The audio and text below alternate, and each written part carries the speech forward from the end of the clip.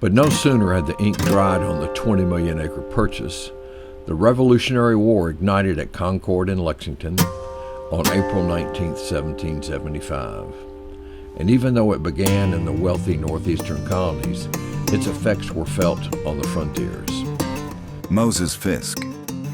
Affairs continued prosperous till the commencement of the Revolutionary War. Alexander Cameron sent the Watauguns letters with promises of protection in case of their loyalty to the British, but they unanimously resolved to participate in the struggle for independence.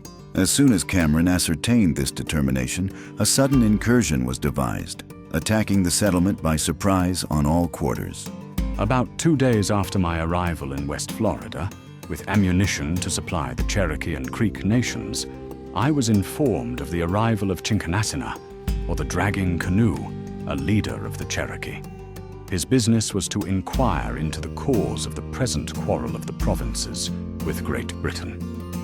Henry Stewart, Deputy Superintendent of Indian Affairs for the Southern District. The Cherokee are almost surrounded by white people.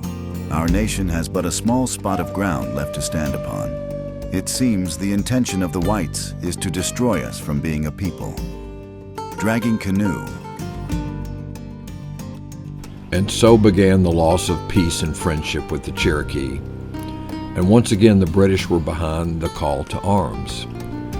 Thankfully, the settlers had a friend in Nancy Ward, beloved woman of the Cherokee. She overheard the Cherokee plans to invade and sent warnings to the settlers.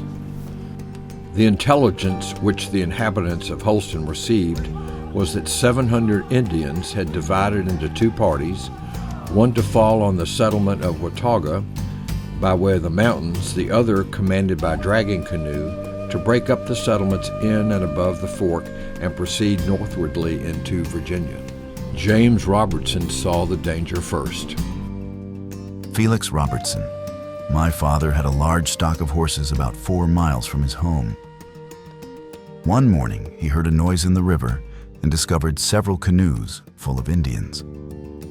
On his return, he discovered many signs of Indians. Confident that a large number were in the country, he hastened for the nearest fort, alarming settlers along the way. Tracks of about 100 Indians coming right along the path toward our fort. We are sure they will attack in the morning. We are in good spirits. We hope to give them a warm reception and keep them out until assistance arrives. On the same day the battle was fought at Long Island Flats, Cherokees attacked the fort at Watauga, in which were James Robertson, John Sevier, and others. They made the attack at sunrise and were repulsed with some loss. From that time they skulked around the fort for 3 weeks, till a party from Virginia came to the relief of the garrison and found the inhabitants secure in their fort, the Indians having retreated. John Haywood, 1823. Pennsylvania Packet.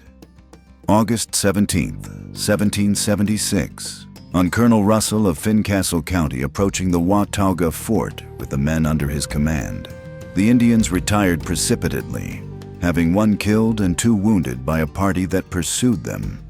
The fort was relieved after a fortnight's close siege, during the greater part of which our people lived on parched corn. There were supposed to be 500 women and children in this little fort.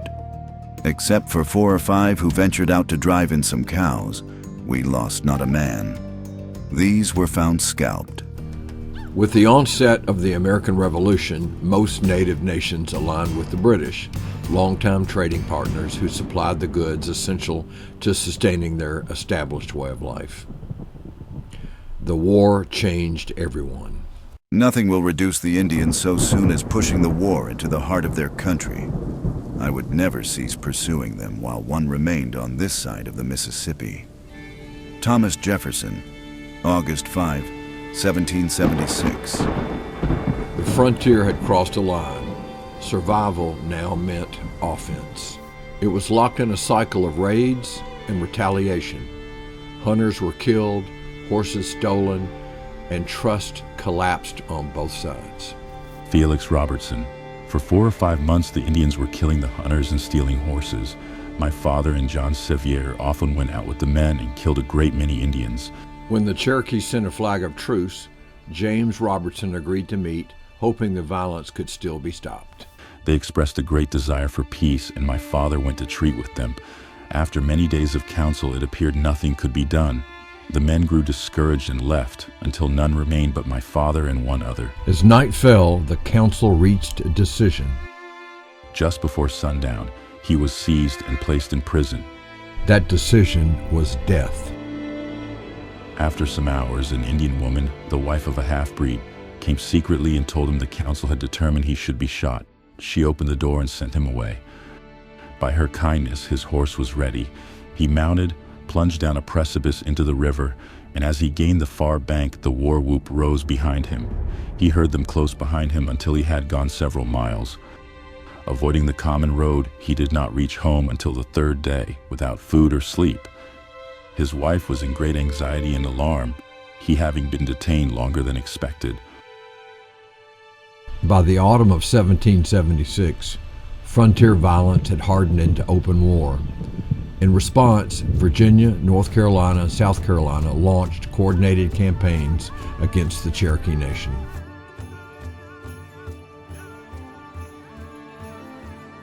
Virginia militia under Colonel William Christian crossed the French Broad and Tennessee rivers, advancing into the overhill towns. Once again, future leaders would share the stage. John Donaldson was recruited to lead a company of men from Virginia. James Robertson had command of a company of about 80 men, and John Sevier led a company. Expecting battle, they instead found villages abandoned, families having fled into the mountains and downriver to protect women and children. Colonel William Christian. I moved through the towns and met with no opposition. The Indians had run off hastily, carrying away their clothes and the best of their goods, but leaving behind their corn. I believe the old warriors and all the women in the nation were averse to the war. Dragging Canoe was the principal agent in hastening the war. I am now destroying his towns, and I intend to destroy some other of the towns that was under his influence, particularly a town in which a man taken at Watauga was burned. At the same time, North Carolina militia under Griffith Rutherford, joined by South Carolina forces, devastated the middle and valley towns, leaving much of the Cherokee Nation unable to sustain itself through the winter.